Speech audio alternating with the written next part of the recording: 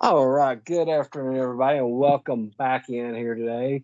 Uh, my name is Chris Peaks. I'm here with Micah Messer, who is a candidate for the 38th district. Is that correct? That is For the correct. state? Okay.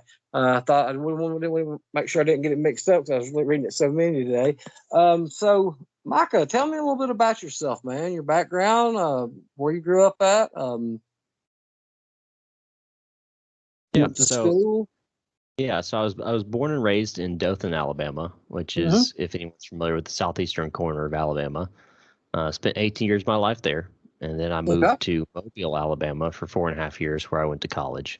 Got my bachelor's in computer and information systems. I was in senior ROTC there, commissioned as a second lieutenant in the Army National Guard. Served there until December, and got out there as part of the Signal Corps. During that time period, I moved over here. Well, I got married, and we moved over here to Valley for about a year, and then moved down to Smith Station. That's where we've been ever since. I was a police officer in Columbus, Georgia, for almost 2 years as well. Now work as an IT network engineer. Okay, so you've got a, pretty extensive background there. Yeah, I was in the army for a little while. I was enlisted. Did you do any time overseas or? I did not know. My unit, excuse me, my unit was pretty much domestically focused. Since we're down there in Mobile, hurricanes were a big thing. So Okay. we spent the majority of our time prepping for hurricanes, and being the only signal unit that was south of Birmingham in Alabama, we were pretty much crucial to any missions that happened down there. So my unit didn't get deployed. So yeah, being in the army, and then tell me a little bit about your time as a police officer. Yeah, so something I always thought that maybe I'd want to do ever since I was little, and pick up the call back in 2017 and signed the dotted line and jumped into it, both 2 feet and head first, all of it. And it was challenging, to say the least, especially the time that we're living in right now and how police are viewed. And, I couldn't tell you the amount of times I was cussed at, called a racist, you name it, just for, doing my job. So definitely difficult for those out there who are still in that career. Yeah, I have a very sorry to get off topic there. I have a very interesting one coming up next week with a gentleman in Kansas who he trains police officers, and it seems like anything happens that you know out of a million incidences, they blame you guys for everything, and I hate to see that for the men in blue out there who are putting it out there. So, being in the military and working with as a police officer, so you've had a lot of time with the public and a feel for what the people want. What Absolutely. what the mood of this country right now? What do you think the people want? I mean, what are they feeling? I feel like the majority of people just want their lives back, right?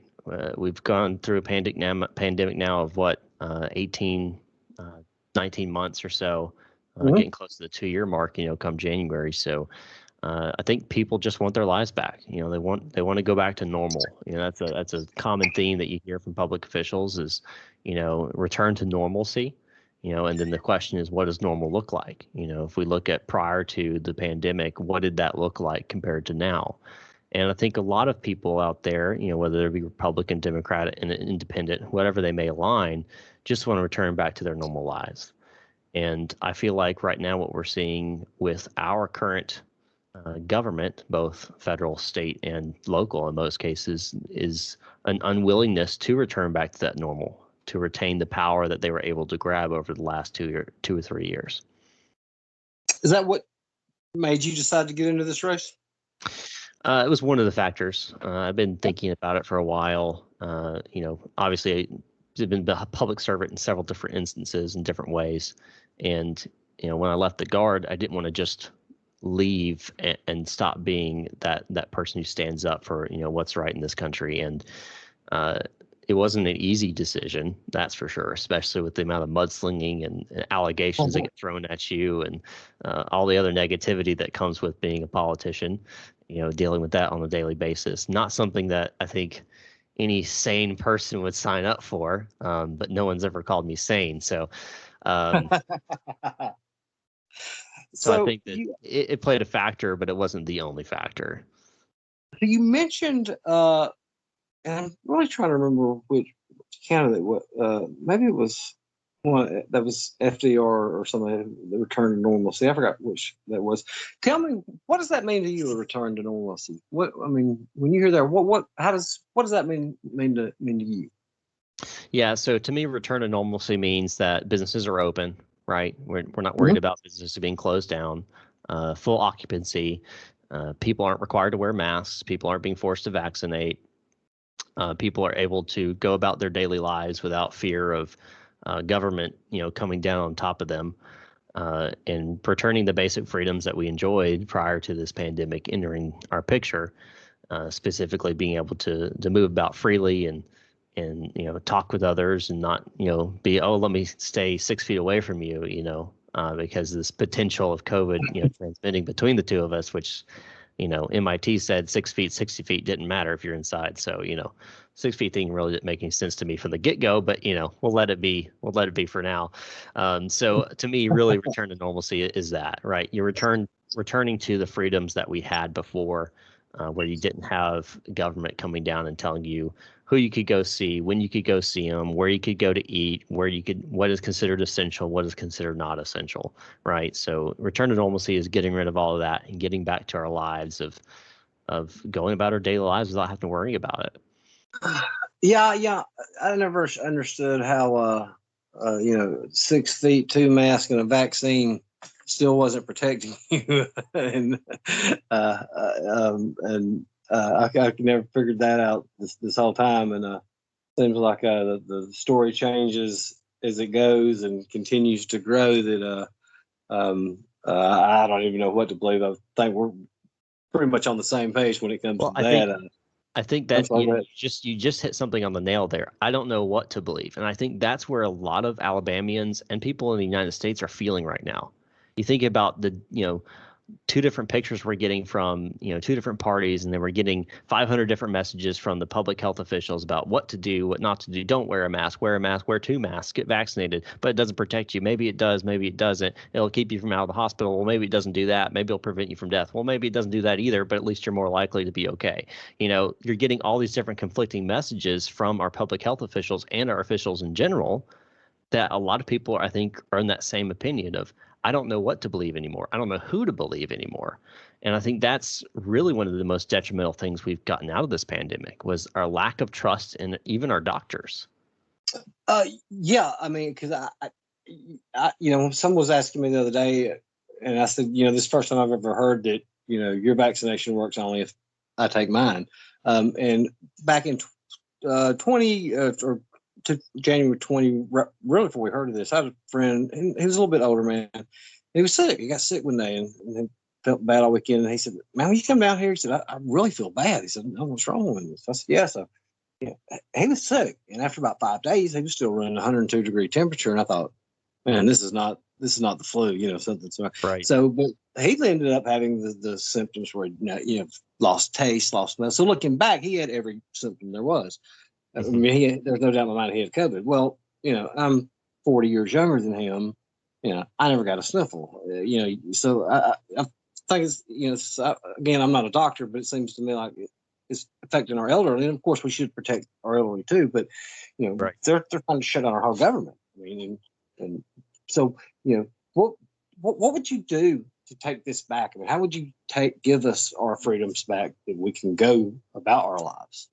Right. There's several things I would do right off the bat, right? Of course, being a legislator, all I can do is propose bills and try to push them through, make the arguments that need to be made, and get people on board to vote for them. So obviously that'd be what I focus on. First off, I would absolutely want to make it where masks are optional in schools, right? Okay. Or otherwise we pull your funding. Like there's no science behind what we're seeing right now with all these school districts masking up kids. They're the least likely to have any type of complications. I think right now we're at 412 deaths throughout this entire pandemic of people under the age of 18. That's a 0.00009% chance that if you get COVID as a child, you will die from that. And that seems ridiculous to me that we're masking all these kids up, affecting their ability to learn and focus and take their visual cues. I was actually talking to a lady last night who had their special needs child. I was at the school board meeting, and she can't go with a mask on because it starts impeding her ability to breathe and her ability to think, and she starts getting headaches, migraines, and then starts having nausea and throwing up, all within like an hour. So, it's affecting these people that are kind of our most vulnerable, honestly, and most malleable in these schools. And so that'd be one thing that I really focus on, is making that where it's optional. Give the parents back the choice of the health of their child. So that'd be one thing I do. Second of that, I would I'd want to do one big thing, I think, that is kind of an oversight in Alabama. Right now, emergency powers are given to the governor, which I don't have an issue with them in general. There's a reason they're there. There's a point. But the problem is right now it's very vague. It literally says in there that it gives the governor the ability to do whatever is necessary for the safety and security of the citizens of Alabama. That's a very vague statement that is a can very really be interpreted to do anything. And almost like the a governor, dictator. right? So the governor can declare this emergency and then do whatever he or she is deems necessary for the safety and security of the people. That is really broad. And I think one of the biggest things that we could do is, give some more definition of what does that mean, and then on top of that, I think we need to be allow the legislature to call themselves into special session. Right now, the only ones who can do that is the governor. So right now, the legislature will say the governor went off their rocker and started doing all these dictatorial things. Well, the legislature couldn't even curb the power because they couldn't go into session. And that's by law. Only the governor can call special sessions. So I think that's a big thing that needs to be addressed. We need to allow the legislature. We got technology. There's no reason why we can't use it. Do a roll call vote just to get back into special session. Show up in Montgomery and then take care of business. There's no reason why we can't use technology to move forward and to allow the legislature to be the balance of power that is necessary in our 3-tier government system that we have. Now, I've been wondering this for quite some time, especially since 2010. The Republican Party controls our 3 branches of government. What is the problem in Montgomery that we can't get anything passed? I mean, you control it. They can't get one bill passed. I look at it every year, and I'm like, what? You went down there and you passed, one bill that didn't even affect us. What's the problem going on down there? Ultimately, it boils down to 2 words: corruption and incompetence. Right. So that would be my 2 words I would use. But if you really want an example of that, well, let's look at something that came out a few months ago. So the Alabama Policy Institute, and I don't know if you're familiar with them. They're an organization, nonprofit, that rates individuals based off of their conservative values. So they give a rating of 0 to 100, just like you would at school, and they rate different, state legislators, state officials on their quote unquote Republican or conservative values. Well, 10 of the individuals got 100. So it's not like a hard list to make, right? Well, the current representative of District 38, Debbie Wood, she got a 46.5, which is lower than some Democrats. So when you're talking about a Republican held, does not mean it's conservative. And that's the problem we have in Alabama. We have a Republican majority, Republican supermajority in some cases, but really they're Republican in name only. We've heard the term rhino. I was thinking the same. Rhino is one of my favorite expressions. Because I say that, and I'm wondering, what is going on down there. So are the people not paying attention? Is the message not getting out? What's going on here? There's several things that are playing a factor, right? So our attention, thanks to our now 24/7 news cycle, is drawn to the federal government and focus. And I'm just as guilty as anybody is. Focus on federal government, focus on the presidency, focus on Supreme Court, focus on Congress, which is very important. There's nothing wrong with. What about now? We're focusing on if Trump's going to run again. Sorry, I didn't mean to take it away there, but that's essentially what I'm reading about every day. Yeah, but, yeah, but you're right. It is focused on the federal government right. because I hardly ever So see anything statewide. that's one factor.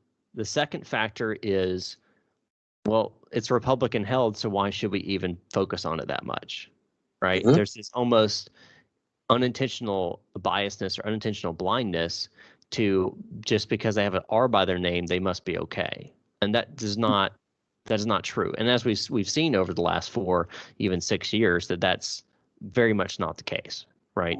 So I think people are starting to wake up, starting to realize the importance of local government, the importance of, getting good legislatures in the state government, getting your school boards, with good people on it and stuff like that. I think we're starting to see that kind of wake up call. But I think it's just taken, honestly, unfortunately, a pandemic to get a lot of people to pay attention to the local level. I think a lot of people didn't realize the amount of power that the governor or the power the state legislature really had over their lives until the pandemic hit and they put all these restrictions in place. This is kind of. I'll get back on this kind of off topic, but I was having a conversation with this the other day. Do you feel that some people have just lost the ability to think for themselves and do their own research? Because when I started looking at this stuff, I almost started laughing. I was like, they sold this and y'all bought it, and when I started explaining this, but they fly into a rage with me when I start breaking down data with them, and I just don't know if people just put so much blind faith that they have no confidence in themselves anymore. Well, I think there's a lot of factors when it comes to individuals and what they believe and what they don't believe now. Like I mentioned before, I think one of the worst things that's come out of this pandemic is a lack of confidence in our public health officials and doctors, and just in general, the confidence in our system has greatly declined since this pandemic started. But on top of it, I think people still can think for themselves. I don't think they're mindless drones walking around, but I do think that sensory overload plays a factor.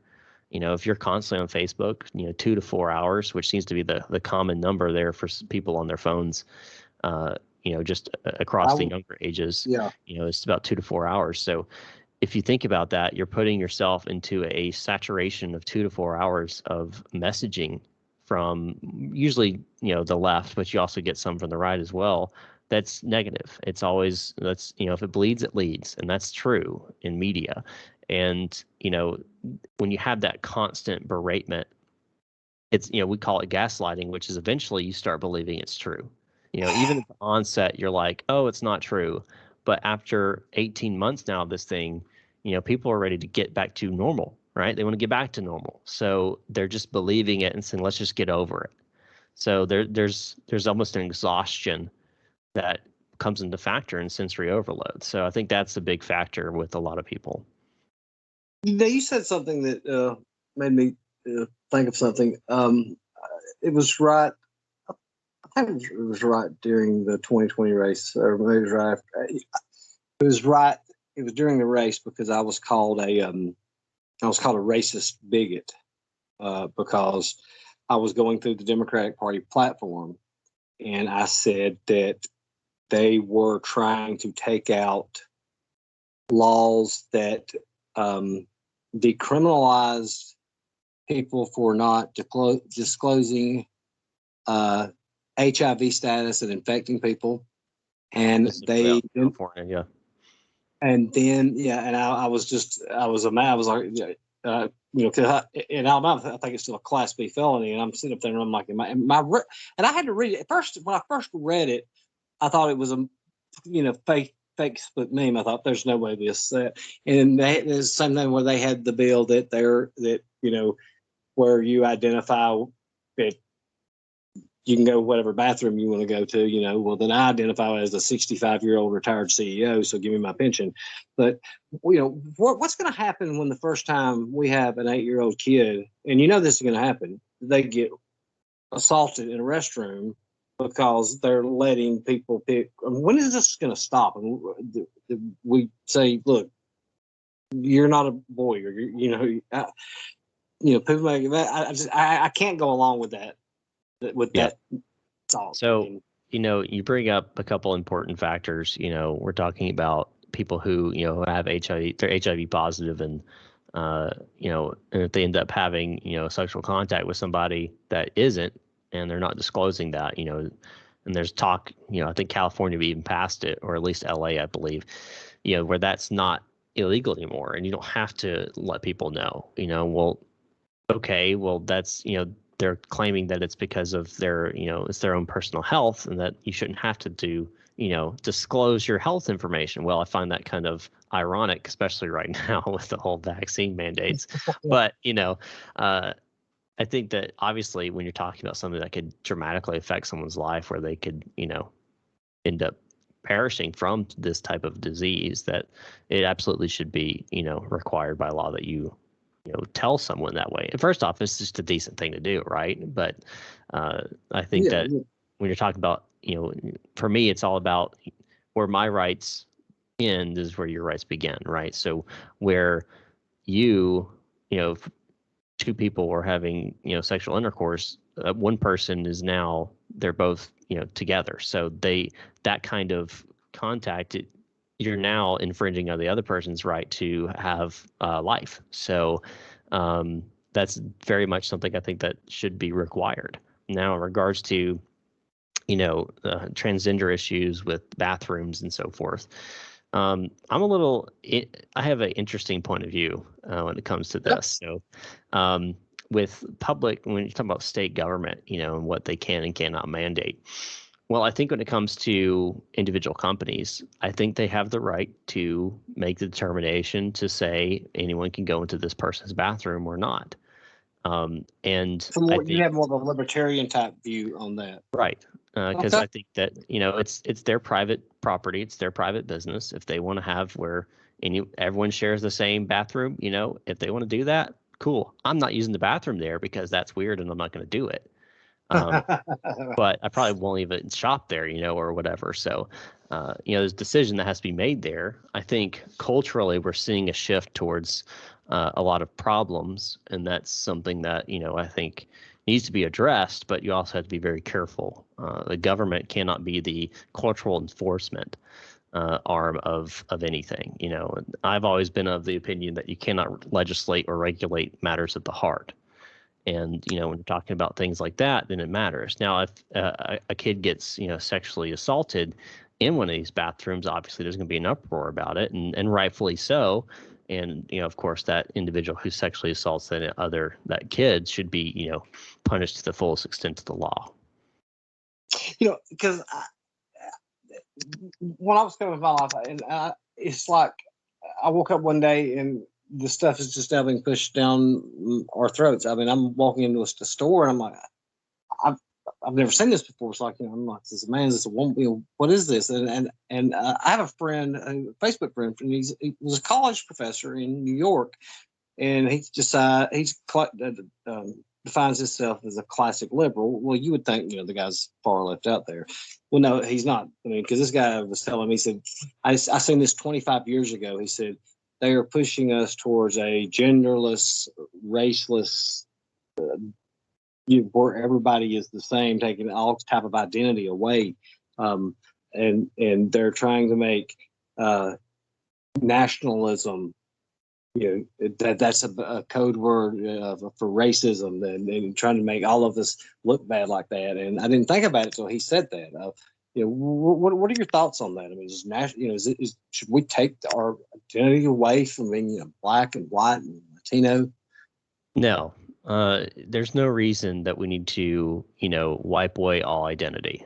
To me, I'm a Christian guy, and always look back at, what talked of the church, and people are different parts of the body, right? So you have different hands, different feet, different arms. Everyone plays a part into the entire body of, in that case, the body of Christ, right? So the body of the church. So likewise, when you're talking about a culture, you're going to have people that are black, that are white, that are Asian, Hispanic. They all have their own cultures. They're all, we're the mixing pot, we're the boiling pot, so the melting pot, sorry. So whenever everyone comes together, to me, that just means that we're stronger, right? So if we're all the same, we're all the same robotic, automatons that are just roaming the streets, they're all, saying the same thing. Well, we're no better than, the Nazis, in that regards, all saying hi Hitler, right? So that doesn't lead to a strong country. That leads to a country that's bound to fail.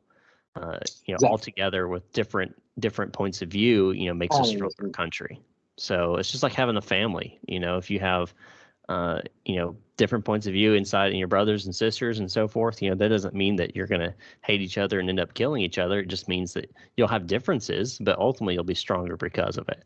And having different identities and different ethnicities and different types of ideas and ideologies, I think ultimately makes us kind of a stronger nation. Now you have to have some core values, right? You have to believe in some core things. Altogether, you have to believe like the Constitution is the document that runs this country. We can't just throw it away or use it as toilet paper, but there's no reason with having differences and looking different and being different. I would make a terrible paramedic, but I might do really great at being a CEO. I don't know. I haven't done either of those jobs. I couldn't tell you, but some other person may be a great paramedic or, a great nurse or a firefighter or whatever it may be. Everyone is different, and there's a reason that we're different. And we've been put on this earth to be different, to make a more, a better society. We can't all be great. When you mentioned a while ago, I actually kind of like that idea about your libertarian ideas, because I heard this a while back, and I actually kind of agreed with it when I was on the Matt Murphy show. He was talking about gay marriages, and he said, the religious right wants to make it a religious issue and put church in it, but have the government stop it. He said, well, no, what should be done is it should be left up to the churches. If the churches wants to marry two people, then they should be married. And I said, you know what, that's a pretty interesting idea. So, and but that got me to thinking more about some more libertarian principles. I know we just passed, I think it's it was real weak, but the medical marijuana bill. Mm-hmm. Is it not got to the point, and I know you was a police officer, and I've heard many police officers say this right here, that when it comes to marijuana, the laws are draconian. It's time that we do some type of decriminalization, because we're putting people in prison. There's money that can be made. I've looked at what Colorado has done and the billions of dollars that they're bringing in. I mean, what is your take on that? Right. So there's 2 points of view kind of on the legalization aspect on the right hand side, right? On the people on the right. So you have people who believe, well, it's the government's job to ensure the common good, and therefore, we should keep it illegal. Therefore, we keep people, off the drug as much as possible, or, punish those who are, to kind of prevent people from just, the state from ending up being just a pot-filled mess, so to speak. I think that's a little bit illogical, because, again, I don't think you can really legislate or regulate the matters of the heart. And if someone's going to want to get marijuana, it's so readily available that you can get marijuana. And I personally think that we need to move towards that, a recreational use type situation here in Alabama. I think that ultimately that it's not the government's position or job to tell someone that they can't smoke this plant, Yeah. And, absolutely. I mean, I would never smoke it. No, I'm sorry, what was that? Talking about, just speaking of marijuana, and I would never smoke it, just because I know the effects that it does to you. But everyone's their own person, and I think it should be kind of regulated the same way as alcohol. Exactly. You don't need to be high driving, right? And you don't need to be, exactly. very much don't need to be doing it around other people that, can't help it. Like, you shouldn't be smoking marijuana around kids, because they don't have an option. Just like when you're smoking just regular cigarettes, you shouldn't be smoking around, kids, because they don't have even an option, right? I don't anymore, but in my younger days, I've smoked marijuana before, and I was like, this I thought then when I was a young kid, this one day this has to be legalized, and this I think just the laws are so draconian. It's just creating more people, keeping them in the system when right. And Alabama, we have a huge prison problem. And they keep pushing these bills forward to resolve this prison reform issue. But the problem is these bills, of course, are corrupt and, give specific specific construction agencies the ability to construct these prisons that just so happen to be tied back to someone that they may know, instead of doing an open bid process. But that's a discussion for another time. But even if we just took this one step where we decriminalize marijuana, if you're just in prison for a marijuana use, let them out. They're not out there hurting people. So, if you're just in prison for a possession of marijuana charge and you're not like a, high-ranking drug dealer, or you're not out there doing, you weren't out there, shooting people, and then you happen to have marijuana on you. I'm just talking about just marijuana. If you're in there just for marijuana, which is a misdemeanor, I believe. So, there's no reason those people need to be in our prison systems. Who knows how much dollars we could save, let alone open up prisons so that we could, allow people who really need to be there to be there. Yeah, I was, well, I'll just say I had to spend I guess a one night vacation in Pensacola one time for I think I had a beer on the beach. But anyway, there was a man, and they threw me in jail. But there was a man in there who was in the jail. So I talked to him that night. I think he was 72 years old, and he had enough marijuana that made it a trafficking charge.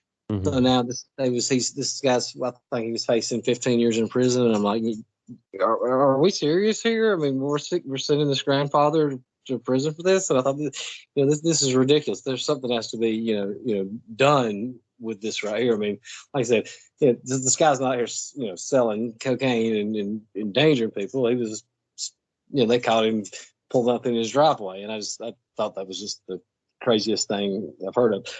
But that brought me to another great question, and I don't really want to bring up names, but I was looking the other day because I was curious, because I seen where our legislature ranks, and when I stopped counting, and it was just going back for a few years, I think there's close to $5 million that's missing, and I think just in those prisons they're supposed to build, there's 3. Where's this money? I mean, why is nobody asking where is this money? What did y'all do with this $5 million money? I mean, where's this at? Yeah, so there's a lot of things that have been kind of cropping up recently with corruption. Again, right off the get go, I said 2 things, right? Incompetence and corruption. That defines Montgomery. So there's a lot of issues right now with missing dollars, and it's not just prisons; it's basically everywhere.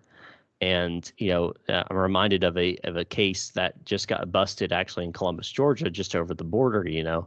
And they just busted a county clerk who'd been there for 20 years and had siphoned out like $5.4 million out of the court system. And the FBI busted them. So, but like, how is that missed? How did the accountants miss that? It was, and that reminds me of a funny story. It was back, I don't know if you remember how much you kept up with it or not, but back when Mayor Langford went to convicted. So they had passed the tax, and they had the $1 billion to raise it. So I was asking, and I'm not going to call his name out, I was asking one of the councilmen, I said, where is the $1 billion at that y'all have already taxed? And he goes, and his answer was, that those monies was raised for the project, but the project got canceled. I said, okay, well, what happened after that? He goes, up to the money. The monies was then redistributed to the councilman's districts. I said, okay, then what happened to the money? He goes, the councilman then redirected it to the monies where it needed to be sent to. I said, well, what happened to it? He said, well, then it got allocated to the appropriate places. I said, well, where did the money go? And then he starts all back over again about the $1 billion. So I know where it got allocated at. But I just kept getting that. So I was just thinking about that the other day. So now the question that has been going on for years, and I kind of understand, because it seems like the way what you just said with corruption, everybody's got their hands in the cookie jar. I mean, when are we going to get the people are going, and I wouldn't do it because I wouldn't want to waste my money, but had the opportunity to vote on a lottery? Right. Yeah. So, this was a question I was actually asked during my initial campaign kickoff rally by a local guy. He was like, what's your opinion on this gambling bill that was, put forward and all this kind of stuff? So, again, sorry, my phone was ringing. No, you're fine. I went to, back to the same questions, the same thing as, I don't believe you can, regulate or legislate matters of the heart, right? We don't know if, there's underground, casino stuff's going on in Alabama. I'm sure it's happening. I'm sure there's plenty of money that's transferring between hands in Alabama, in gambling that, no one knows about. So I think personally that if we're going to allow gaming or gambling in general in Alabama, it just needs to be allowed.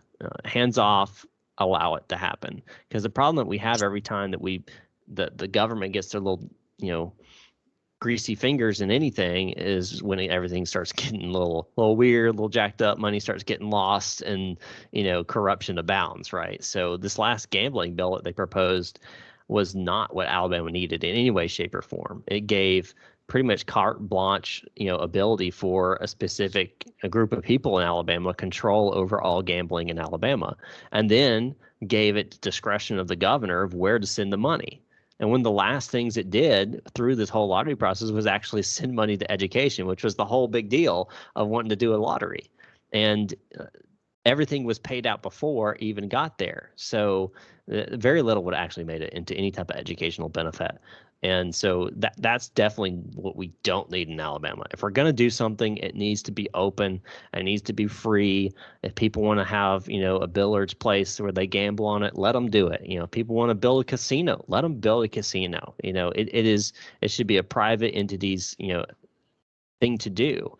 And tax them, of course, just tax them like you would any other business. It's income they make. Well, they pay part of that income. And if you want to push it to education, that's fine. Allocate money that you get from, gambling and casinos and different, businesses of that nature. Take a portion of it and send it to education. I had no issue with that.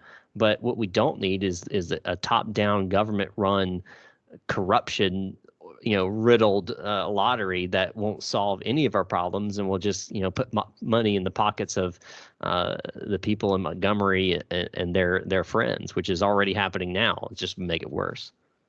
So I agree totally with you. The last time that I watched them, even back when Governor Siegelman's bill came up, and this money's going to lottery, and then when I look at broke down, I'm like, wait a second, you've got like 2% of the dollars, And I remember when the commercial said it's in the lottery, not this lottery, and I voted against that. And I told this right here, I said, I'm not going along with that. I said, all thing you're doing is just getting everybody else rich.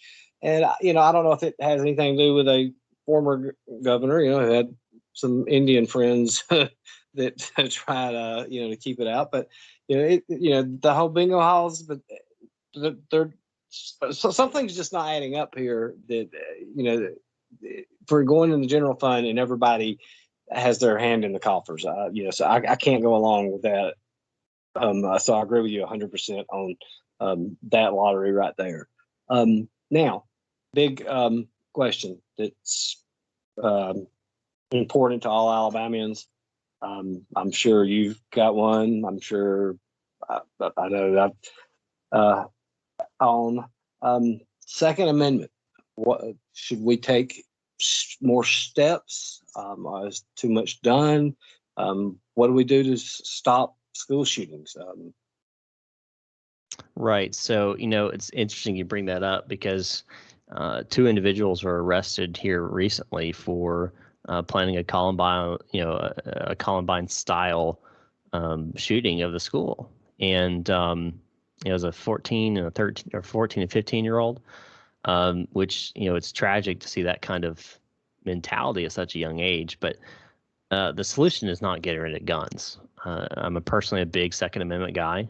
I'm all for constitutional carry. I don't think we should be paying a fine for a right that we already own. Thank you very much. To carry a firearm in our car or on our person, that makes no sense. So I'm a big proponent of actual constitutional carry, not just permitless carry.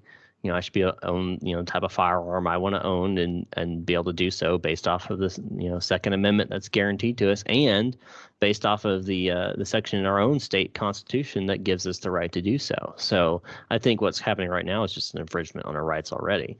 Now, how do we stop school shootings? Well, that's, it's a complex problem, which I think ultimately goes down to what messaging have we seen recently that degenerates or degrades lives?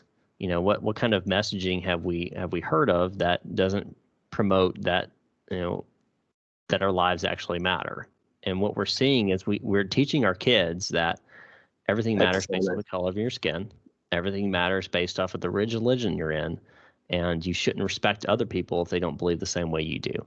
And that kind of messaging, which is being pushed in schools, and don't let anyone tell you otherwise, it's very much being pushed in schools here in Alabama. That kind of messaging is just dividing us even more and causing more animosity, more anger, more hatred, and not bringing us into unity as we should be, like we mentioned earlier, all different kinds of people, but all together in one. And I think ultimately that's where the solution lies. The solution lies with good parenting. The solution lies with fixing this issue of, just because I'm white doesn't mean I'm oppressing you, and just because you're black doesn't mean you're a victim. And just because, the roles were reversed, that is not a reality. Ethnicity and the skin color and, what race you are, or how you identify as a male or female, I really couldn't care less. You're a person, and I value you as a person. And so I don't believe you should die. That seems a pretty base fact that we should all kind of be under the same umbrella of, but it doesn't seem that's the case. And I think ultimately that's where your solution lies. I want to take two of these answers. I want to tell you about them when you said that about the constitutional carry. I think a lot of police officers may not know laws here or something. I remember I had an incident one time that I was in the Brookwood Mall and I had a pistol, but my sweatshirt was over it. And I reached up to look at a shirt that I wanted, and I guess somebody seen the pistol. Well, the next thing I know, there was 40 Birmingham police officers standing around me, and I'm like, "What? Why? Y'all showed up for this?" And here's my license to carry a concealed weapon. Here's my ID. Run it, and the officer said, "Okay, go put it in your car." And I said, "No, I'm not putting it in my car." And he said, "I told you." I said, "There's no laws or there's no signs on the door that says I have to put it in there. You don't have any signs that I cannot carry the weapon in here." Now, if the manager asked, that's one thing. I said, "But there's no laws that says that." Right. Another time I went into a store and they had no signs on the door and an officer stops me and he said, "You can't have that gun in here." And I said, "Well, yes, I can." I said, "There's no law. It has to be posted that, you can't have laws in here. We're an open carry state." And he kept, telling me I had to leave. And I said, "No." I said, "No, sir." I said, "I'm within my rights to carry this." And he said, "Well, I'm going to follow you around the store." I said, "Well, grab a buggy." I don't, Go ahead. I don't think I'm the one that you should really be concerned about, walking around here with a weapon. It should, somebody else. So, I think there needs to be, I'm all for you with the constitutional carry. I don't think I should have to pay $7.50 to have a permit to walk around with, I hate doing it. I think it's a total waste. Well, here in my county, I had to pay $20 a year. So 20? $20 a year to this local sheriff. And, they just passed the lifetime carry bill, which a certain individual who happens to be the current representative of District 38 voted for, which, allows you to buy a lifetime carry permit, for $500. Granted, over the course of what, that would end up being 5 years, it would pay for it, right, in my county. Well, here's another problem that gets on top of that. They created another database, a database that specifically would prohibit people that are on this database from buying or carrying a firearm. And as we've seen with the no-fly list, even with the National Criminal Database, when you go and buy it, you can get, almost, I think the last statistic I heard was somewhere between 80 and 90% of those that get flagged on that system are incorrect flags. They're false flags. So, when you're talking about preventing someone from doing something that is constitutionally protected, and you're creating another database that could potentially be rife with incorrect information or similar names or whatever it may be that could end up ultimately getting an officer or even a civilian in killed or injured, because you're talking about a situation where an officer may see that, oh, this is a murderer or somebody that has this firearm, and he pulls his weapon on him, and he mistakes a wallet that the guy has his hand for the weapon, and he ends up shooting him, and stuff like that's happened before. So we're causing more problems than we're solving. And ultimately, if we just got that mentality of just because someone has a weapon means that they're evil, really is, it's being pushed, of course, and we know why and so forth. But that's the way we need to go. I had a situation. It kind of relates to that. I got invited to a friend's house over 4th of July, and there's a couple young ladies there, and he had a roommate that lived there, and I don't drink, but some of the others was drinking, and the two guys had been fighting over money of money that was owed. I don't know, but then they start fighting in the kitchen again, and I told the girls, I said, "Hey, y'all back out, because I don't know what these guys are going to do." Well, the one of the guys runs behind me, and then this other guy, he's probably 6'3", 230 pounds. He's charging, saying he's going to kill this guy. And I was like, "Hey, buddy, calm down, man. Just calm down for a second." And he's got his hand behind me, and he looks me in the eyes as he's charging. He says, "I'm going to take your life." And I had, but within a second, my 38 was right in his ear. And I said, "Okay, show me your hands. Step back." Because he had his hand. I know it was in his hands. Well, so I said, "Nobody's going to die." So he goes in there and calls the police all night long until they show up and tells them that I'm threatening to kill him. And I'm out there being grilled, and finally there's like, "No, this is not what happened." So I was the bad guy about it. And, I don't know if I'm trying, I guess what I'm trying to go on with your story is that they're looking at us who are legal firearm owners as almost the bad guys in this situation. Right. So, coming from a police perspective, we're trained to enter a situation and quickly try to determine, who's the aggressor, who's the threat. Because ultimately, as a police officer, your life is on the line too, because the last thing any bad guy wants is for the law to be there. So, it's a difficult situation to say the least, and I always went in with the idea that, I need to have an open mind, but also need to be on my guard. And unfortunately, you hear it a lot of times of officers going in with, that gung-ho mentality of, I'm going to get me one today. And what I mean by that is, I'm going to get a good case today. I'm going to get a good arrest today. And, and there's some mentality behind that there's a reason why that's the case. And there's a reason why, people are trained certain ways and so forth. And, and unfortunately what we've seen a lot, and this kind of leads into another issue, which I see in Alabama, is there's a lot of good cops out there, but there's also some bad ones. And unfortunately, it seems like more and more that there's more and more bad cops. And I don't mean bad cops as in bad people, but people who are being trained poorly or have the wrong mentality to be a police officer. And unfortunately, that's going to become more and more common as we move forward, because who in their right mind wants to go get a job as a deputy sheriff in some county and earn $30,000 a year? When I could go and work full time at Chick-fil-A and make just as much money. So, because he asked me, I didn't mean to cut you off. He asked me a question that I almost, because I was the only one that was sober.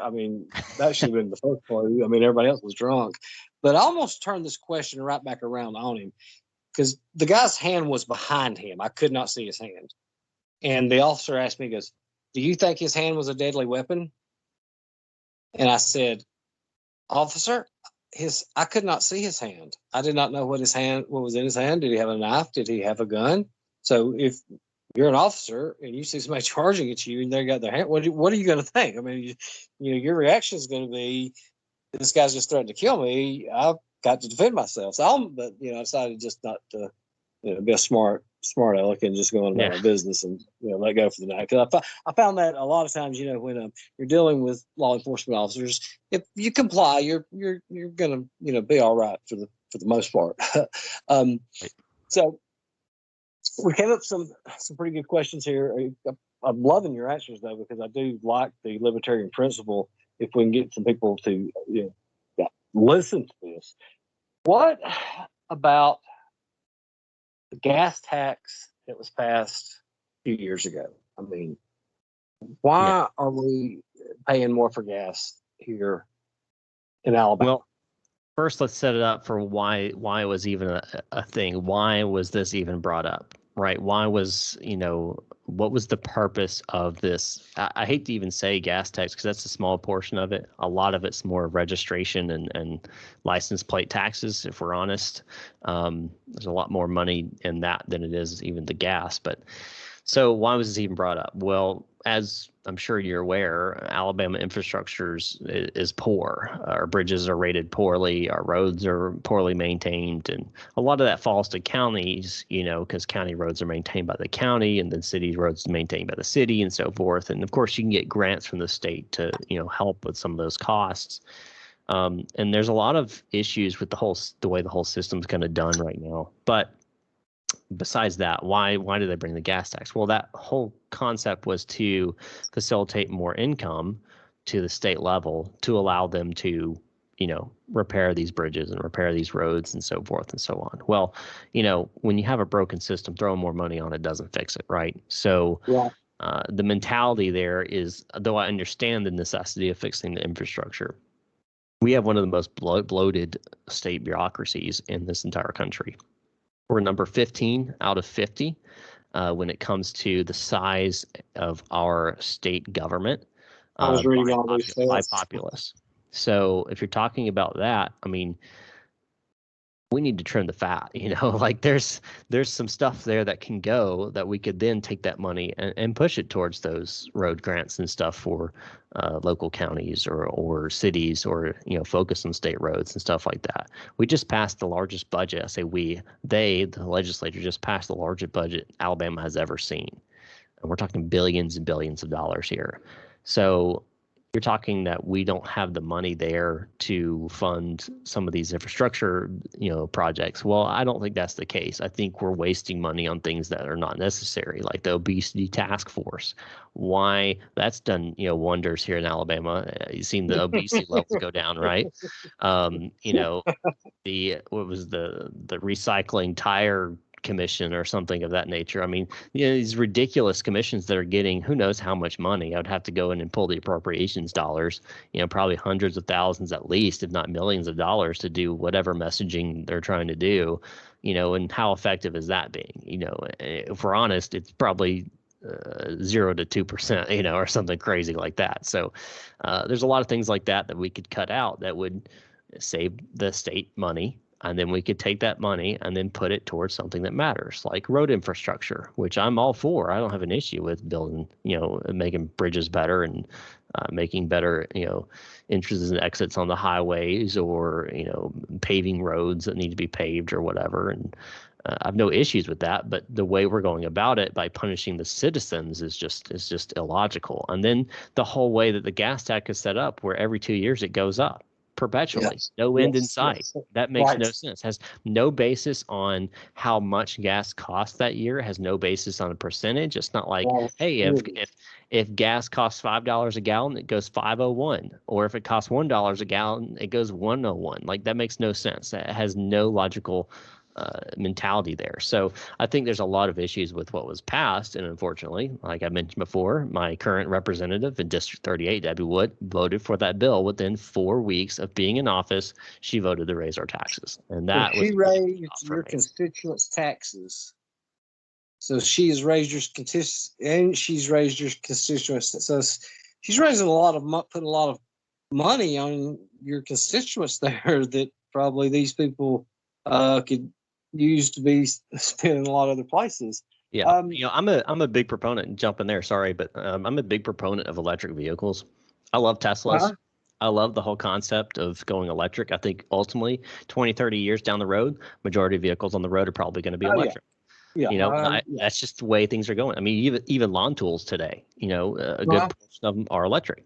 I use electric lawn tools, except for my lawnmower, and they work great. So I think ultimately we're heading that direction. And do you know what this gas tax actually did? It adds, I think it's $200 something per electric vehicle registration fee. It added on top of. So you pay 100, I pay 170, $180, whatever for registration fee. Now these Tesla owners or, Prius owners or electric, Chevy Leaf owners, whoever they are, the cheaper ones, they're paying an extra $200, $300 on top of that every year because they quote unquote don't pay into the gas tax. Right. So this is the way they compensate.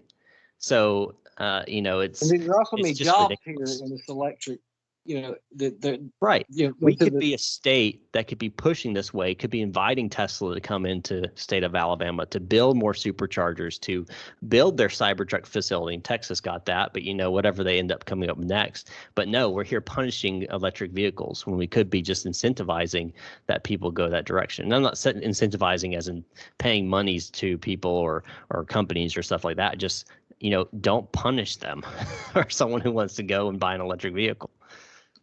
one thing that has always just bothered me that I think a lot of states don't have, I think it's aggressive. I think it hurts people. What do you feel about taking taxes off medicine and groceries? I'm for it. I don't have an issue with. I'm all about reducing the tax burden, and one of my main tenets in my campaign is fewer taxes. Right. So one thing I would love to also see, and this is something I thought of, I don't know, a couple of years ago, and I thought about bringing it up to my state legislator, but I was like, that'll never happen.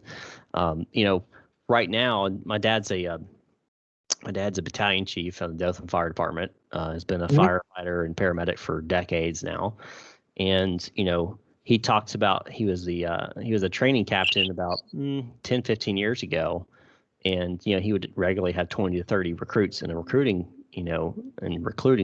class, and he came back and did the training captain about 5 or 6 years ago, and he would have maybe 5 to 10, and we're talking, that's a huge decrease in. They went from having 4 people on an engine to 3 people on an engine or whatever. In some cases, some places like Eufaula, they run 2 to an engine. You're talking about the necessity of a team going into a burning building and you got 2 people. That's not enough. And so and you tack on police forces across this whole state and country are really low on people. And like, why is this happening? Well, I think there's a lot of cultural things that are going, that are facing this factor. But again, who would want to sign up to be a county deputy and only make $30,000 a year, right? Yeah. Well, the state government is not the one who sets that money. I mean, they could theoretically, but to me, that would kind of be an overreach. The counties and cities should be setting the salaries for their own employees. So what can the state do to help them? Well, what if we make the money that they get from that job, whether it be a police officer, whether it be an EMT, a paramedic, a firefighter, make it nurses as well. I'm fine with that. These individuals that are already putting themselves out there and being public servants, what if we took the amount that they earn there and took state taxes off of that? No more income tax for people that are already serving the community. Because if you think about it, a city police officer or a deputy or a paramedic or fire captain or whoever it may be, it's already earned. We are, as citizens, are paying them to provide a service to us. That's tax money already. So now the government's going in. They're making $10 an hour. I mean, right? Like yeah, they're making nothing. They're making $8-9 an hour. They're not paying these guys anything. State taxes are taxing tax dollars that's already been paid. So it's almost like a double tax that's going on. So these individuals could be earning, $300, $500, $600, $700 more a year. I mean, you think about it for, let's say it's a mother of 2 who's an EMT who makes barely ends meet. Now you're giving her $500, $600 extra per year. That can make a big difference in the children's lives and their quality of life.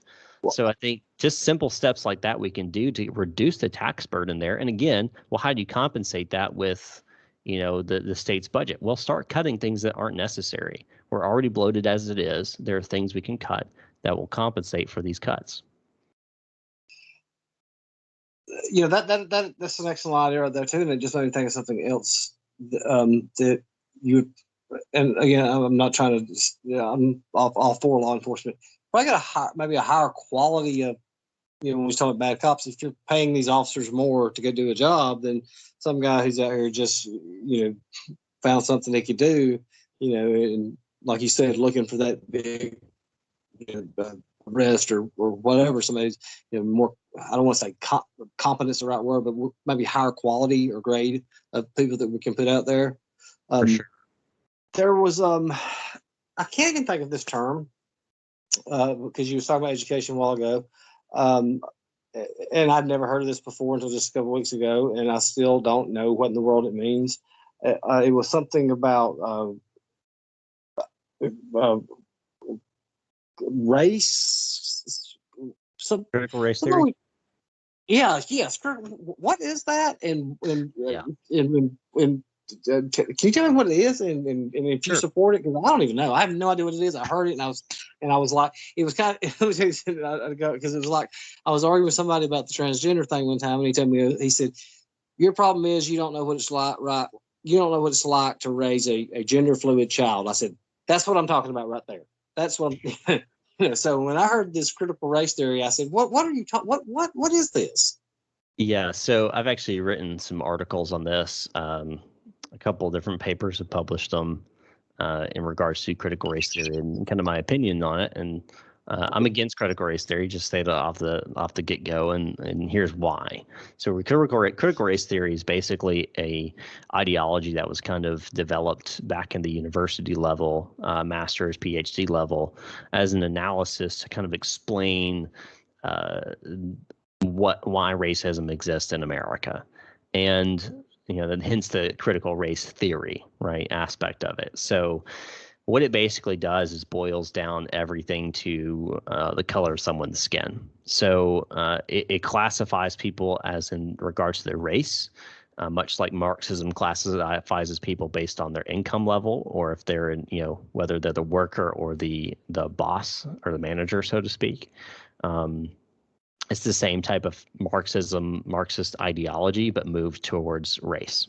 There's a lot of similarities there, even some words that are almost duplications in sentencing and stuff, which is very interesting. And that's why you may hear it, referred to as a Marxist ideology, which it very much is. So basically what it is, it boils down to, us as, I'm a fair-skinned white individual that, the vast majority of my percentage of DNA comes from England and the UK, with a little bit from Prussia and that area. So very much a white individual with almost no, people of color, DNA in me. Well, I, by definition, just because I am that individual, I am white, I therefore am the oppressor. And there's no amount of me saying, well, I'm not racist and being equal and an outcome and whatever else that would ever compensate me for that. Likewise, people who are people of color, whether they be Hispanic or black or whatever, they are automatically considered to be victims, and there's nothing that they can do to get them out of that category. Well, okay, where would I fall in being 1/4 Cherokee Indian? So the majority, you look white, so the majority would be white, so therefore you would fall into the oppressor category. Yeah. Okay, so well, dang, I can't get this out. Yeah, you can't pull that. So now, and then this term that popped up, I guess I think I figured it out, because it seems like these terms are just popping up, like they're making them up out of thin air. Systematic racism is this means that there's been a system that's created that caused everybody to be racist, and therefore everybody's racist. Kind of reverse. So it's everyone's a race again. So think of it this way, almost like different levels. So critical race theory is the theory behind why people are racist. Then you have systematic racism, which is the system that was built because people are racist. And then you have the thing called the 1619 Project, which you may be familiar with, which basically redefines the history of the United States in the lens of the systematic racism based off of critical race theory. So it's this whole ideology of changing everything to base it off of race rather than base it off of, quality of the individual, values of the individual. the fallacy of man or whatever it may be. It's all looked through the lens of color. And to me, that is racism. That seems pretty racist to me, I mean, that's to what I look through would think the everything. And definition is. yeah, like that's, to me, that's just like a perfect definition of racism. You're looking everything through the color of the skin of the individual. That's pretty racist to me. There's something I would like to ask you about and get your opinion on, because I don't remember if I spoke about it on the podcast the other night. I just was not even an issue. I don't know why it was brought up, especially since it was elected with the black vote the last time. Where did this come about by wanting to take Governor Wallace's name off buildings? Right. So, that falls in line with everything else that's going on with the removal of Confederate statues, or people who were, in some cases, even abolitionists. Abraham Lincoln got torn down out west. It's really what it is. It's a destruction of history in order to align what they've created, the 1619 Project and systematic racism, to facilitate that as history rather than the reality of history. Now, whether you like Governor Wallace or don't like Governor Wallace, whether you think he was right in opposing the federal government coming to Alabama or not, ultimately, I am of the viewpoint that, came after the civil rights movement, that, we're all equal in all things, and, we all should be in everything. There shouldn't be any type of, division, which is interesting because liberals today kind of want that division. They want to have their own dorms. They want to have their own schools, and, that are people of color, which is interesting that they're pushing that when the Republicans are like, no, we all need to be in one big tent. But anyway, so whether it be Governor Wallace or even Ulysses S. Grant got torn down, whether it be Robert E. Lee or whatever it may be, it's part of that ideology of, because this individual had something to do with racism, it must be removed from the public eye. And, as any type of historian, which I am very much a historical kind of guy, I love looking at history. If we remove people that did evil, and some of these individuals did evil. Some of these people were slave owners. Some of these people did things that were wrong. If we remove that from our history, we remove that from being, publicly viewable, then we're just going to cause that to be more likely for that to reoccur. Yeah, isn't there a saying about that? Yeah. Those who fail to learn from history are doomed to repeat it. And it's true. If we think about it, it's happening right before our eyes right now. And so I'm a big Civil War buff. I'll invite you to a group admin, and I've heard the term. I've heard it when I was younger, but if you mention General Lee or General Jackson, the cries start: lost cause, lost cause, lost cause. So then I start breaking down. I said, okay, let's just look at the 6 tenets of the lost cause. And then when you start breaking down the 6 tenets of the lost cause, everything everybody's a lost cause, because it is okay. Did the North's overwhelming resources help defeat the South? Well, yes. Did the South have a legal right to secede? Well, secession wasn't decided on until 1869 in Texas versus White. So up until that point, you didn't have nobody. So when you start going down through it, everybody out there would be a lost causer. So I mean, they're trying to rewrite everything about the war, and I'm waiting till it gets up to our presidents like Eisenhower, who praised General Lee. And it's not. I guess the point that I'm trying to make is it's not just going to stop with the 1860s. It's going to stop. When I'm dead and gone, they're still going to keep bringing stuff down. And I don't know if this liberal agenda is how it started over time and built, but it's almost it's a scary time that I see. Yeah, so one of the things that gets brought up a lot, regarding these kind of things is, well, should let's say a Confederate general, whether it be Stonewall Jackson or Robert E. Lee or whoever? Should they have monuments, to them up in public squares or whatever? And I can see the argument made, by those who maybe are second or third generation, descendant of people who were oppressed by these individuals or people that they fought for, or whatever you may look at it. I understand that may bring up, certain types of mentality. Like I could understand if, a young Jew today, was in Germany and you saw a big, statue of Hitler, like, Right. that would bring up some, very negative emotions, and rightfully so in most cases. I understand that. Does that mean that we should knock it down and break it into little pieces? No. Should we remove it from public square and put it in a museum? There's a discussion to be made there. I have no problem with it. Right, that you could do. But this whole whitewashing or whatever you want to call it, where you're just destroying it completely and eliminating it from even the discussion, it is dangerous precedent that we're heading down. Yeah, I made that statement the other day in a group. I said, they was talking about something. I said, look, right down in Prattville, we have a huge Confederate. And I said, put it there. And you don't have to see it. You never have to, you'll never have to see that again, but just, to destroy something, just because that, I was just, like I said, put it there, put it somewhere else. Okay, that brought me to the next question I wanted to ask. I don't remember what the actual funding is now, but I remember several years back, Alabama had got up to I think as far as funding per student was like 25th or 26th in the nation. I mean, it wasn't that bad, but we're still 48th, 49th, 50th. What is the problem that we can't advance the students? Yeah, so Alabama, is known as the least educated state in the union. And unfortunately, there's some merit there. Our ACT scores and SAT scores, our math scores, specifically our math scores are the worst in the entire union. I mean, even Washington, D.C. and Puerto Rico and the territories beat us out. So, yeah, what? Yeah. So why are we literally last place in these things? And, there's discussion to be had there. We've thrown a lot of money at it, and it hasn't fixed the problem. We've tried Common Core. It got repealed and replaced with something that's basically identical to Common Core. So Common Core basically still does exist in Alabama.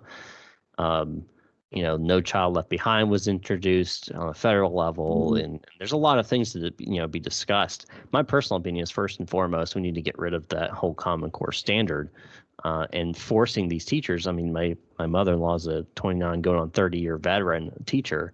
We're forcing, and I know several friends of mine are teachers, and we're forcing these.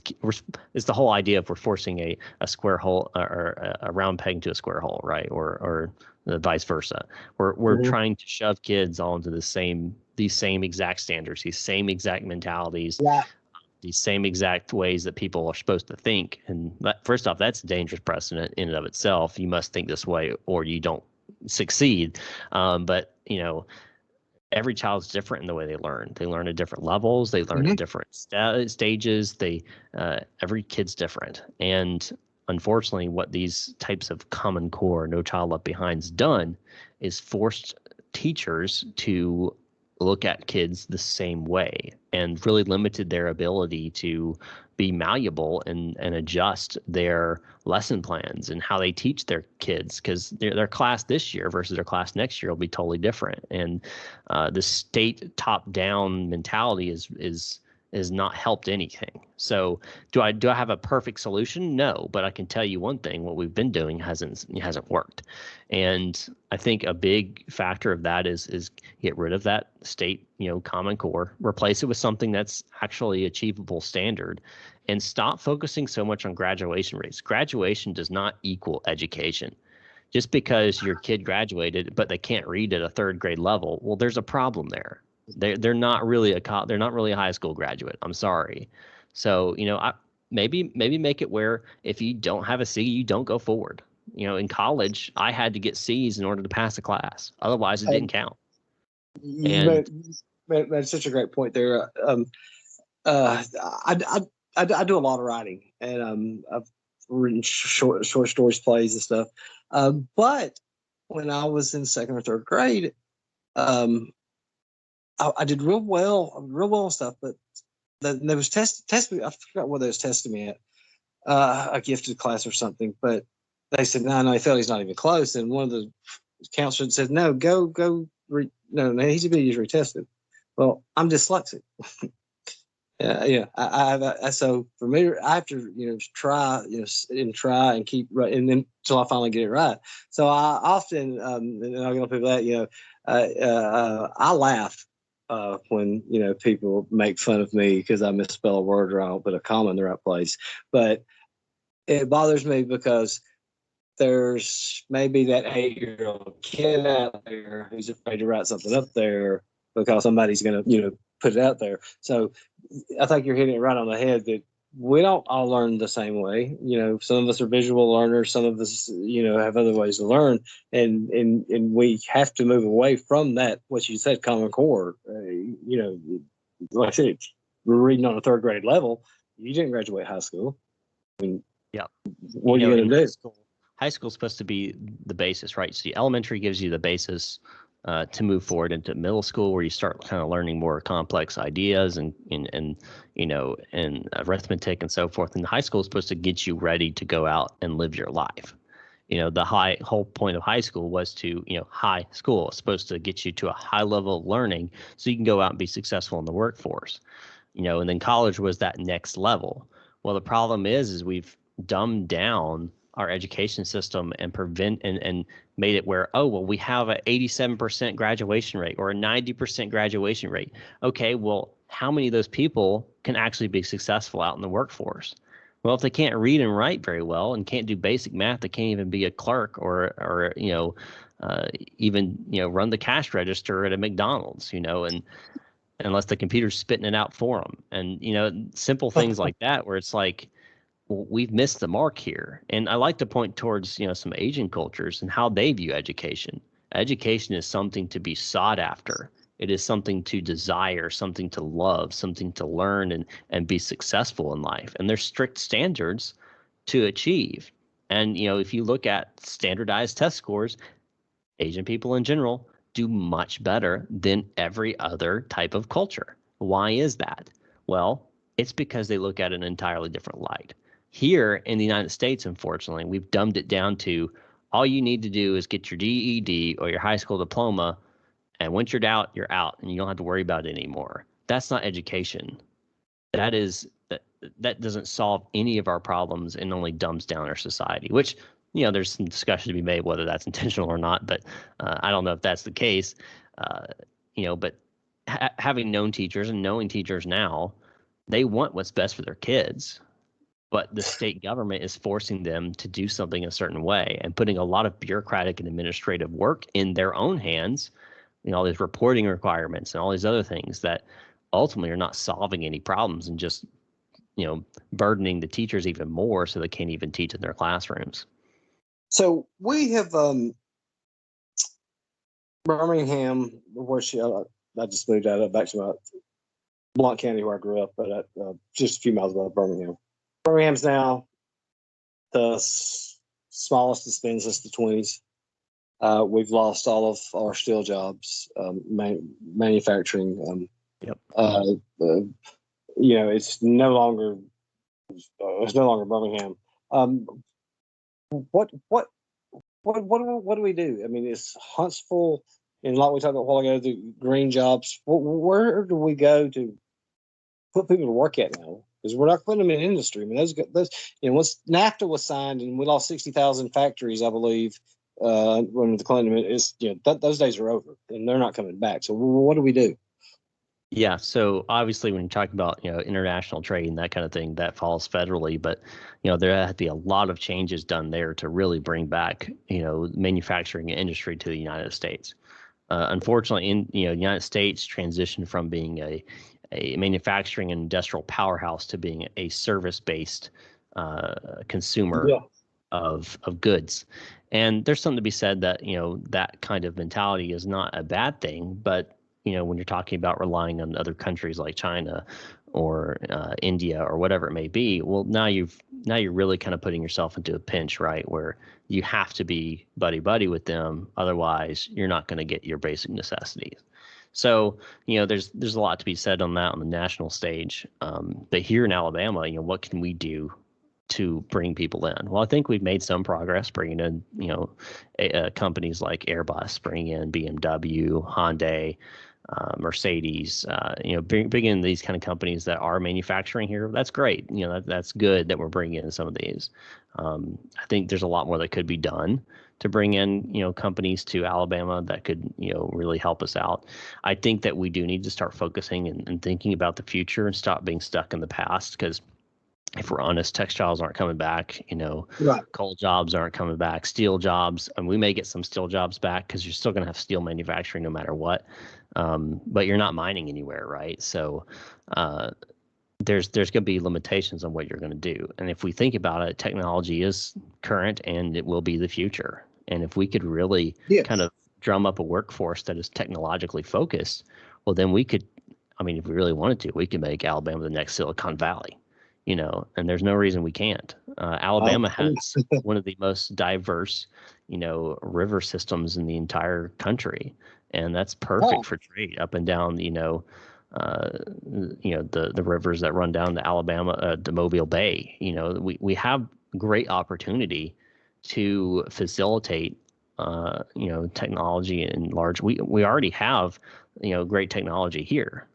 Heck, we talk about the NASA Space Center up in Huntsville or Redstone Arsenal. We have highly intelligent, industry here in the United States already. There's no reason why we couldn't start focusing more on STEM and pushing people towards those jobs. We talk about it with women all the time of getting them into the STEM field. Well, maybe we should start creating some special schools around Alabama or giving grants towards that kind of mentality of, people who want to go towards a STEM mentality, people who are interested in science or interested in technology, interested in machining or engineering or mathematics or whatever it may be, let's start having some courses that focus on that. Let's start making it more available for kids to go and dual enroll at colleges, community colleges, get their general studies out of the way while they're still in high school. So when they graduate high school, they can go and spend 2 years at college instead of 4 or 5, getting hundreds of thousands of dollars in debt, and keep them here locally. There's no reason why we can't push forth technical schools, and making that more available to the kids around the whole state. Yeah, and that was what I was just thinking about, because with Governor Wallace, when he had the community schools and trade schools, why is there not been a push to make that more move into that direction instead? Because it's great to have a trade, but there's only going to be so many trade jobs out there now. Right, and if you think about it, what does our schools tell our children today? What are guidance counselors telling our children today? You've got to get a college degree, otherwise you won't be successful, and that's simply not true. And I went to school 4.5 years, got my degree, bachelor's degree in computer information systems, and I'm in a job now that I'm making about $40,000 a year. I could be making a lot more if I would have gone to a technical school, gotten my certificates in computing and networking, and gone and worked, as for a couple of years, and now I could be making in 6 figures easy. And that kind of counseling needs to be pushed. People who are technically savvy, they need to be like, hey, do you know this is an option where you could go and spend 18 months, get all your certificates, and then go out and within 5 years be making 6 figures? Yeah, you could go and get your law degree, but you would be $300,000 in debt. Yeah, you're making 6 figures, but it's going to take you 10 years to pay that off. I was sorry, I didn't mean to cut you up, but I was having that same argument with this guy saying how student loans should all be paid. And I said, look, I shouldn't be paying student loans for the guy with a PhD in philosophy sitting down at Starbucks complaining about capitalism when the guy went to a 2-year school and making $40 an hour as a plumber. Okay, don't hand me that right there. Right. So. The point you made was great about the college and our teachers. What is, let's rephrase this right. The first day when you take office, what bill are you going to propose? Well, there's several that I'll propose, and and I can't say it'll be the first day, but it'll be definitely the first month. First and foremost, I would push constitutional carry. That's a big thing for me. Removal of Common Core and repealing the gas tax. Those are kind of my big three things, and they kind of fit alongside of my three main tenets: fewer taxes, better education, and more freedom. So those would be the first three things that I'd really focus on. If CRT isn't banned by then, right now we have, I think it's SB 9 that's being proposed, which I'm fully in support of, and hopefully it gets passed in this next special session or next legislative session, whatever it may be, that bans CRT from public institutions and government. If that's not passed, then that'll also be tacked onto that kind of first month proposals. Because to me, those are some core things that we can make a difference right now that'll make a difference for Alabama. Okay. This is something I always like to ask people when they go into are running for office. Are you scared of AEA? No. Great. Glad to hear that. I know the power they wield, and I know the money they wield, and I know the money that they pay someone else who I'm happen to be running against in this district every year. In lobbying fund. I understand the power that they wield, but ultimately, if I get elected, I'm the people's representative, not the AEA's representative. Are you scared of the utility companies? No. And funny enough, I won't mention the name. My wife works for one. Yeah, I don't want to put you on the spot there. Yeah, I won't mention names, but so for me, no, I'm not scared. I'm not scared of any type of lobbyist group out there. They can lobby all they want. They can call me whatever they want. They can, throw money towards my competitors, whatever they want to do. You do you. If you want to waste money doing that, go right ahead.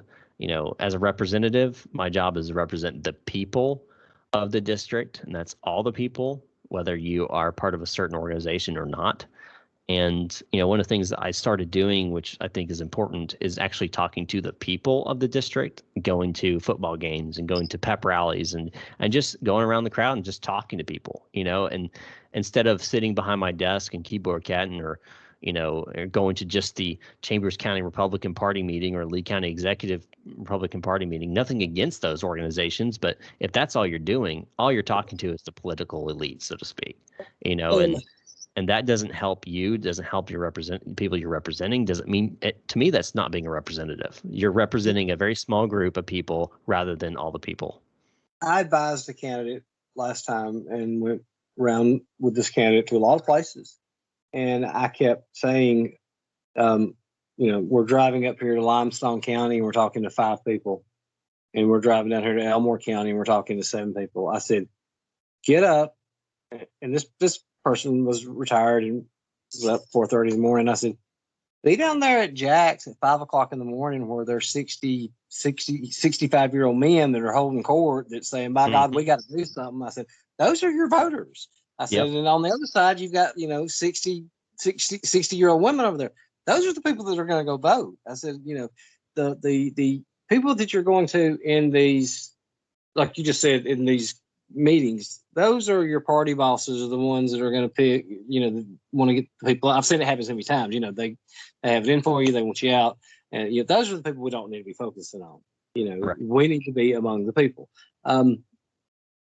My advice wasn't taken, and that's neither here or there. I can only offer, but that's when you said that about going to the football games. That's what I told somebody the other day that was asking me. I said, go to every football game, go to the churches in the morning. I said, go to every coffee house, shop you see, and talk to everybody out there, because that's where your people are going to get your votes at. And and what's funny is almost every single person I talked to said, "You've got my vote." Why? Because I actually walked up to them, shook their hand, and introduced myself, rather than go to this special group or whatever. And I'm not saying avoid the special groups. Go to the special groups. That's fine. But you have to go out and talk to your people. Otherwise, you're not a representative. You're just not representing your people. A meeting, and I don't care to call his name. I thank the world of him. But I was at a meeting, and Bradley Byrne and Jeff Sessions walked right past me and didn't make eye contact, and like I was there. And Troy King walks right up and sticks his hand out. Troy King, how are you? And I've talked to him probably 2 or 3 times a week now, and I could just tell that was a genuine man. Bradley Byrne and Jeff Sessions, they didn't care, and obviously that's why they are where they're at now too. Right. And I was never really fond of, I don't care. I have to say I was never really fond of those people. So this year, I think I was reading this. Your candidate's been, she was a county commissioner, and then she's been in the legislature for. Did she raise taxes as a county commissioner? That is a question I don't know the answer to. I would not be surprised if she's willing to raise taxes on the entire state of Alabama. I wouldn't be surprised if she's willing to raise taxes for Chambers County. So, I mean, that bothers me. I don't live in the county, so she's raising my taxes here. We've already got enough taxes.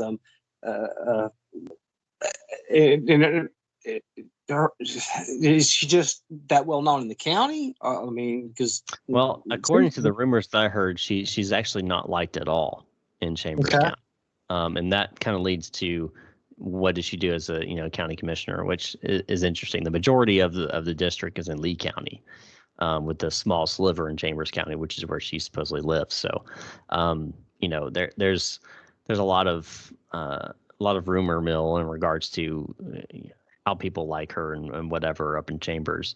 But when she was running, she spent $240,000 in her race, and she only won by 6 votes against someone who spent $60,000. So 6 votes and 6 votes. 6 votes. Yeah, $240,000. Yeah, and I think there's a very good chance for that to be upset to this time. One of the reasons I'm running in this district, besides the fact that I live here, is just because she's a Republican incumbent. People know that she's not what District 38 needs. And you just outline some of the few things that she's done, and people are like, we need to get her out of there. I'm like, yeah, we do. And unfortunately, a lot of times is incumbents will run unopposed, until they run against the Democrat and their general. And I think that's part of where we have our problem with incompetency and corruption in the state of Alabama, is because people just vote down, take it on Republican. And nothing against people who do that. But if, you're not going out in the primary race and voting for the highest quality Republican, now we're just getting those Republican and name onlys in office, and they stay there for 20, 30, 40 years. Yeah, I mean, I've seen that with way so many legislatures. I mean, I'm not going to call this particular legislator out because I actually like him and he's still in office. But he was telling me, he said, you would not believe it down there. He said, there's some guys that's been down there that can't even spell their name, that didn't make it through 6th grade. And I believe it. I see some of the stuff that's going on down there that they're going on. And, I'm sitting there listening to, and how old are you again? 27. I'll be 28 here in about 12 days. No, that's not right. That is so not right. More like 8 days. I'm sitting there listening to a 27-year-old man who sounds like he has the wisdom of somebody. I mean, I was going to say, why are you not running for the U.S. Senate? We need you in that race right now over this one in Chambers County. Well, you got to understand that a lot of times, again, we get on that federal focus when I think about all the stuff that happened during the pandemic. Most of it was done on the state level, and so I think there's a lot of ground to be made up and recovered at the state level that really needs to be taken care of. And unfortunately, there's not a lot of people stepping up to the plate to make a difference at the state level.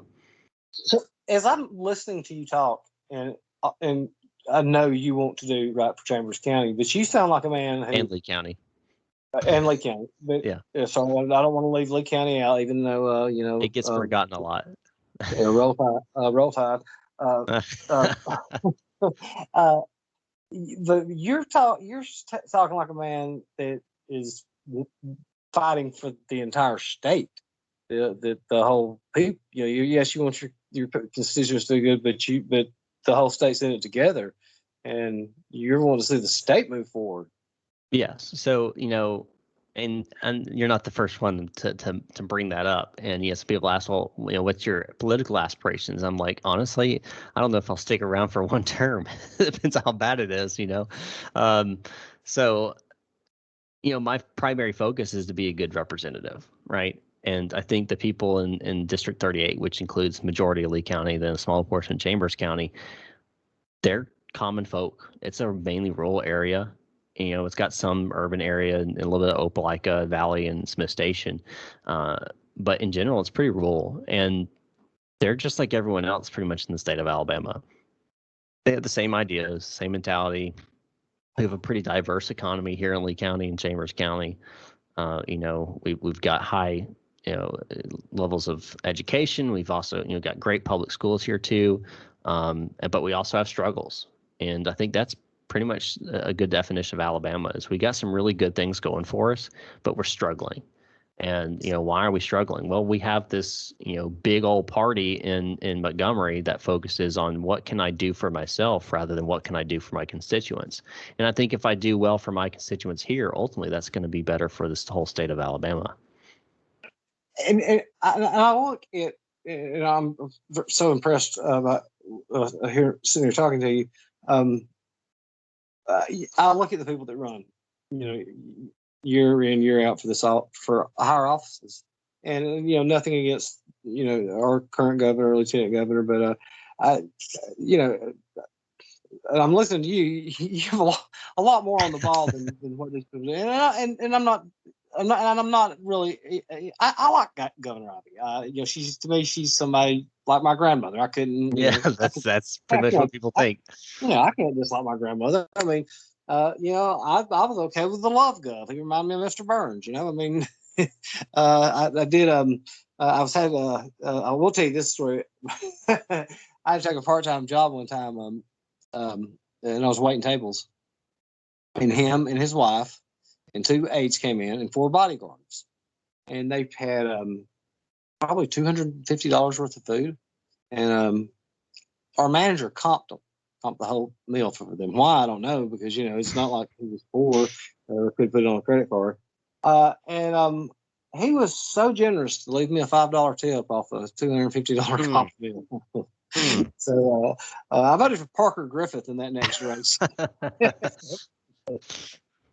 So when did you exactly decide to get in this race? I mean, what was the deciding thing that said, okay, that's it, I'm in it, I'm gonna beat her? Yeah, so me and my wife have been talking about it for several months. I've been considering running for something, whether it be like city council or just try to make a difference, right? Got on the National Guard, didn't want to completely disown public service in general, and obviously with the whole pandemic, we saw what even Governor Ivy did, which in my opinion was overstepping her bounds, and the legislature didn't do anything to counteract her. They had a whole session to stop, this stay-at-home or better-at-home or whatever you want to call it, orders, and they didn't do anything about it. And that frustrated me because, I saw businesses struggle.